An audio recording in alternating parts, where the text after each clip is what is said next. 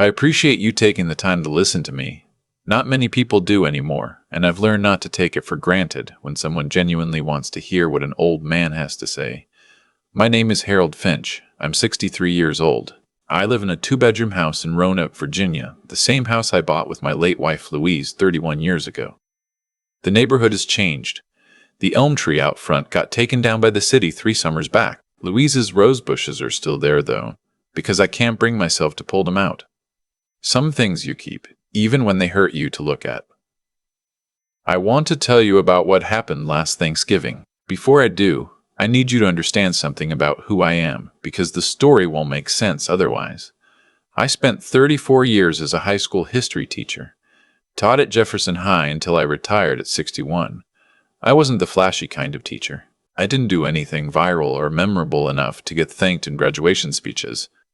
I just showed up every single day, on time, with lesson plans I'd written the night before, and I tried to make kids care about people who'd been dead for 200 years.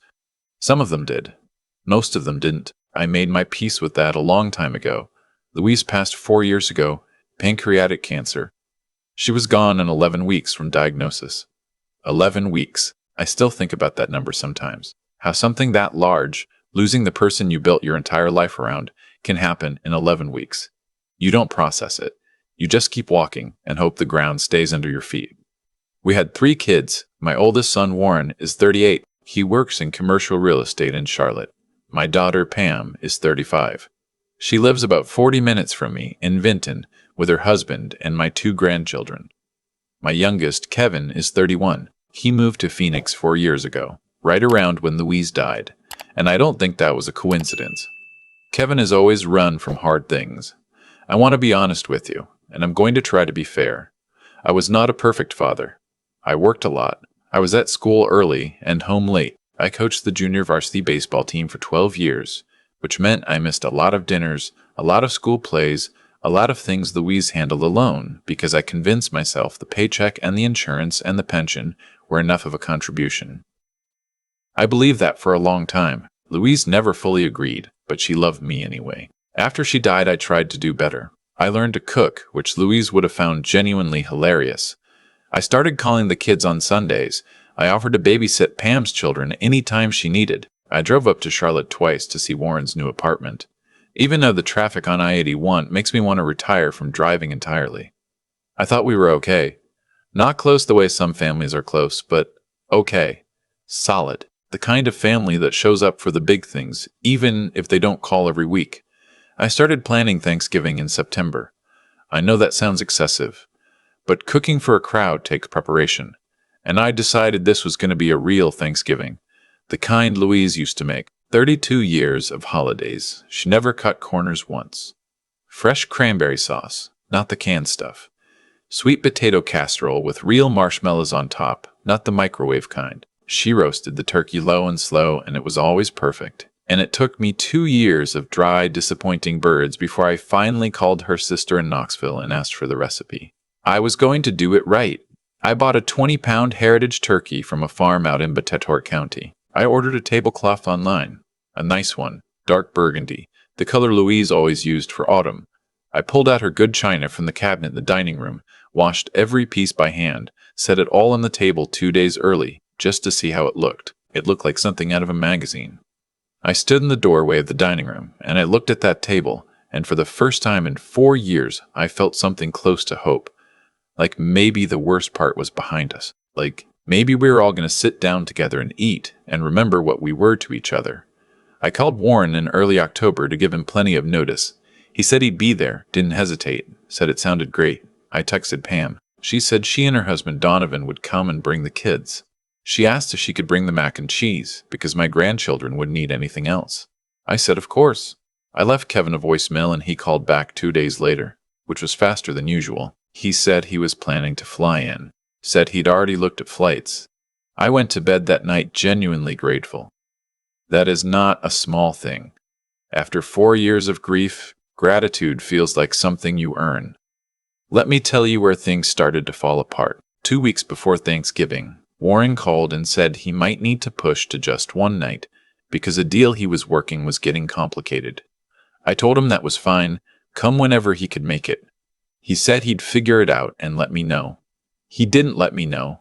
I texted him a week out. He said he was still figuring out the schedule. I texted him the Monday before Thanksgiving. He said things were crazy at work. I texted him the Wednesday morning before just to confirm arrival time and whether he wanted the guest room made up. He didn't respond. Kevin texted me Tuesday evening, said the flights had gotten expensive and things were tight right now, and he was really sorry, but he wasn't going to be able to make it. He added a turkey emoji. That was the whole message. That left Pam.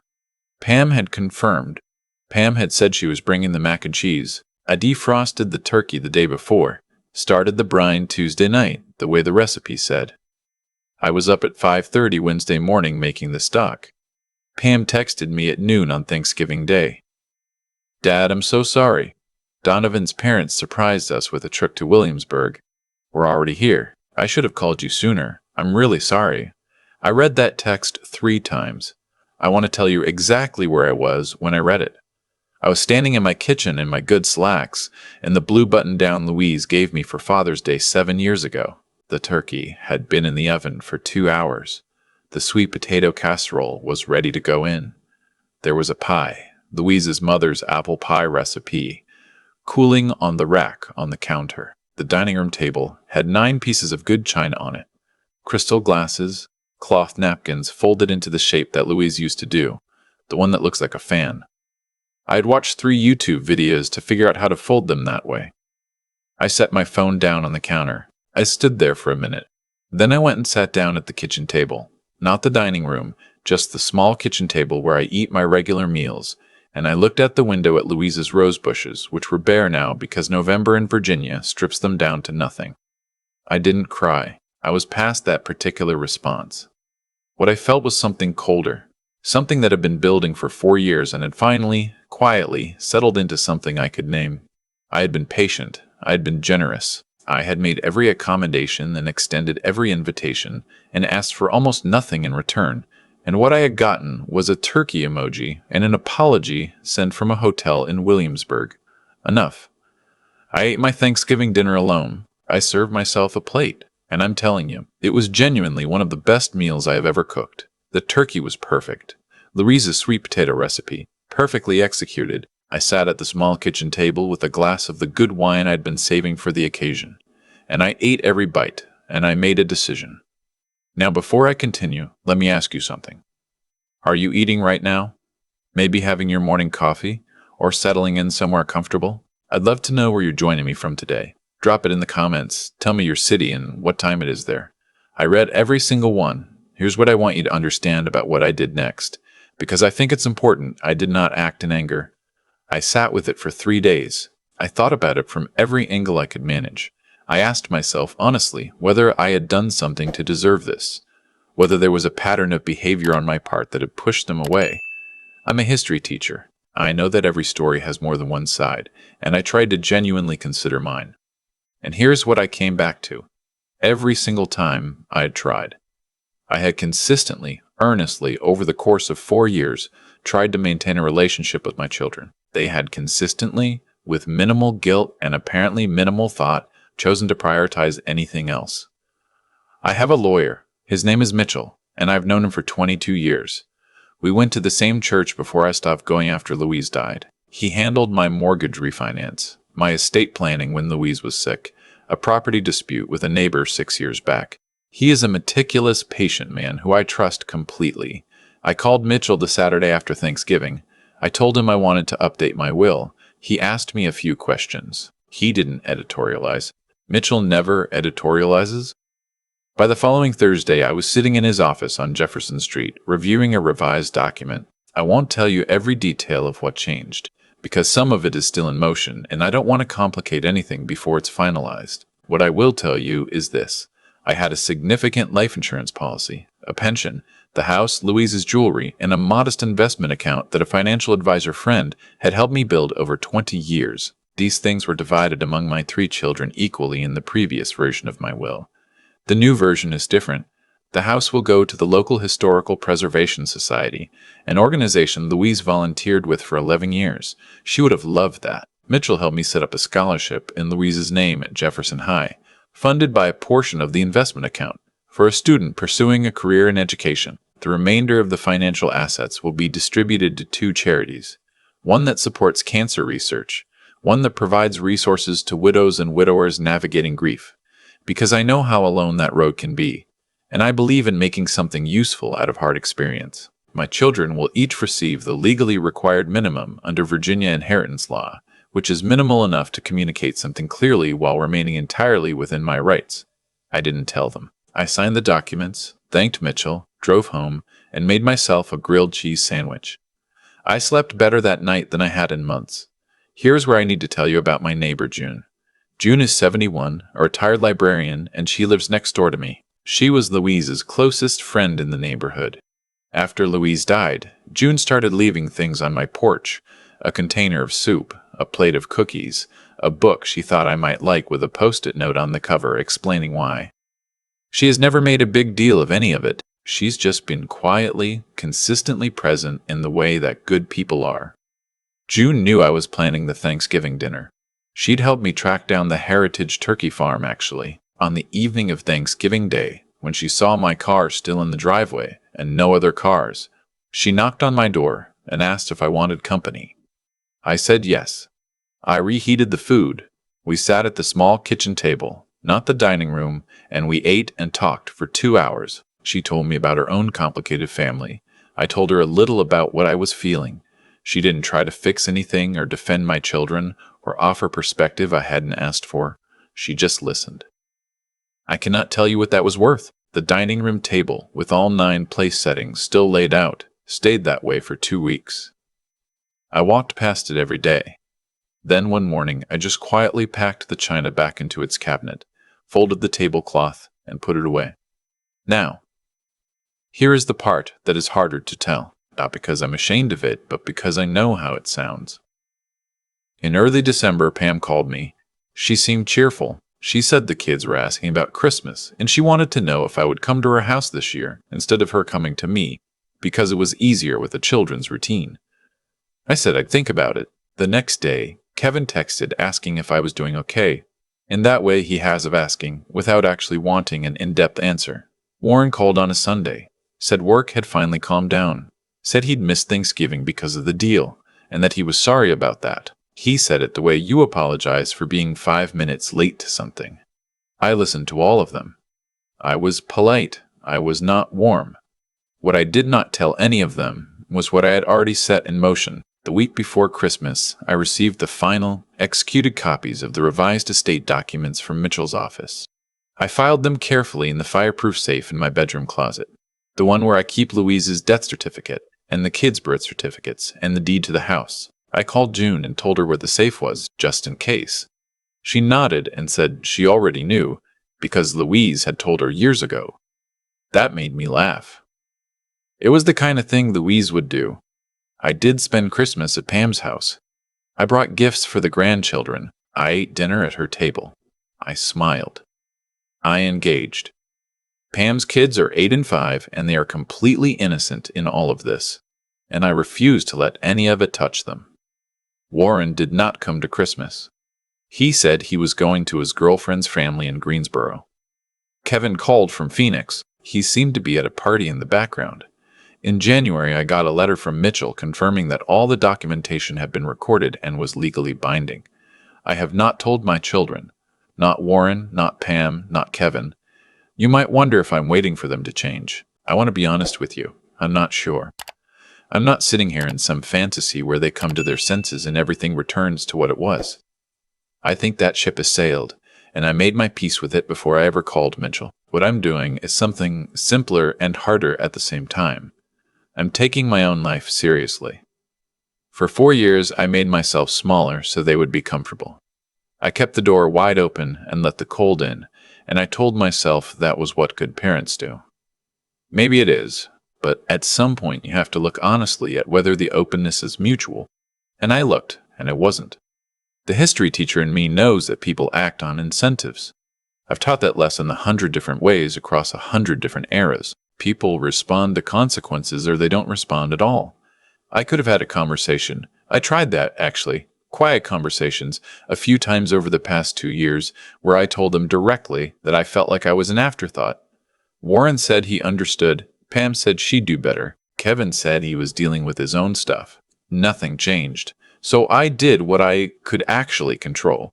I took care of the people who had taken care of me. I built something that will outlast me and will mean something when I'm gone.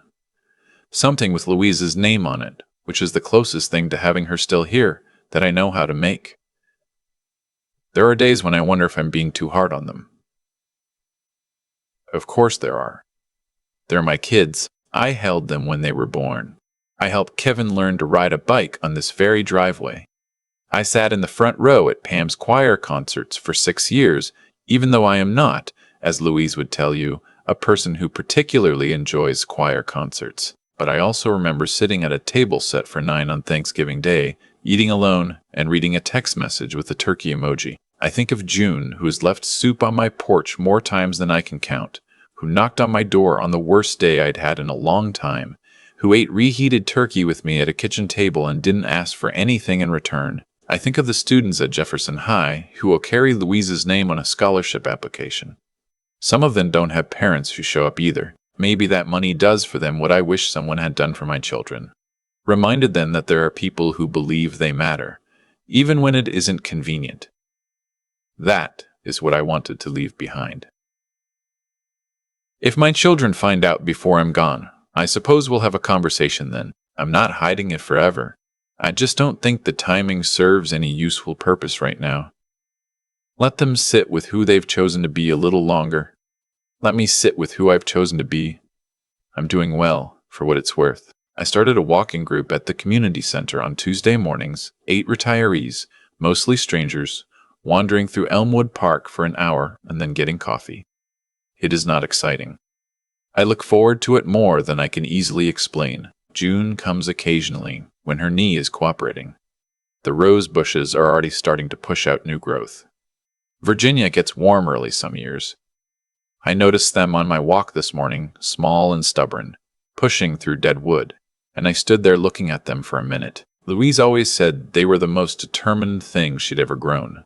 I think she was right about that too. If any part of this story felt familiar to you, if you sat at a table alone waiting for people who didn't come, or made a quiet decision that changed everything, or found grace in an unexpected place, I'd really like to hear about it.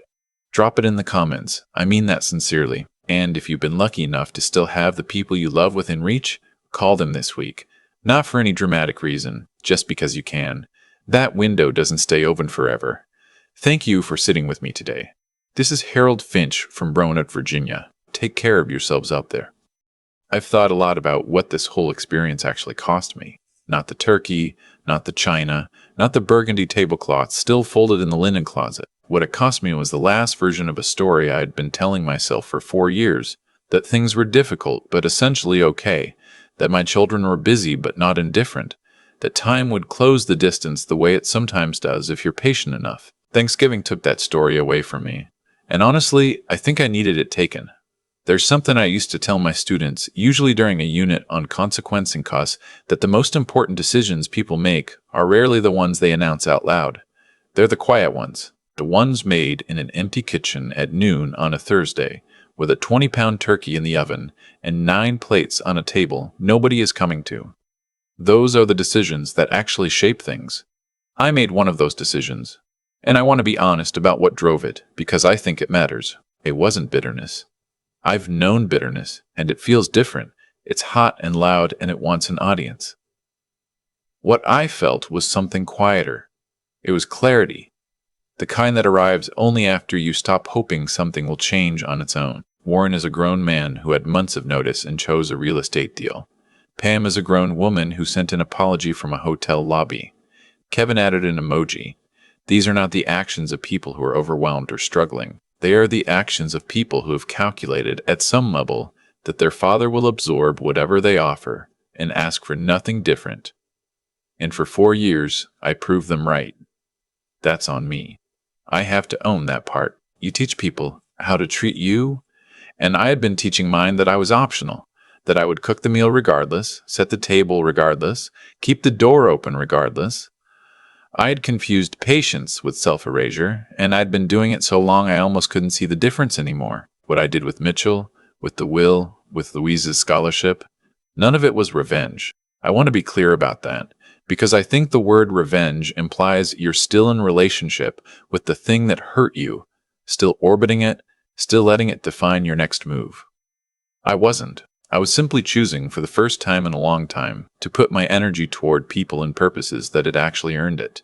June earned it. She knocked on my door on the worst afternoon I'd had in years, and she sat with me, and she didn't ask for anything back. Louise's memory earned it. 11 years of her volunteering, caring, showing up. The kid at Jefferson High who will carry her name on a scholarship application and maybe become a teacher because of it. That kid will earn it in ways I won't live to see. That is what I want to leave behind. Not anger, not a message, just a life that was spent as much as possible in the direction of people and things that were real. I don't know what my children will do when they find out. I think about it sometimes, but I've stopped trying to manage that outcome. What I know is this. I woke up the morning after I signed those documents and felt, for the first time in a very long while, like myself again. Like a man who knew what he valued and had acted accordingly. The rose bushes are coming back. The walking group meets every Tuesday. June left a book on my porch last week with a note that just said, "Thought of you." I made grilled cheese for dinner, and it was enough. Some things you keep even when they hurt you, and some things, when you finally let them go, turn out to have been holding you back the whole time.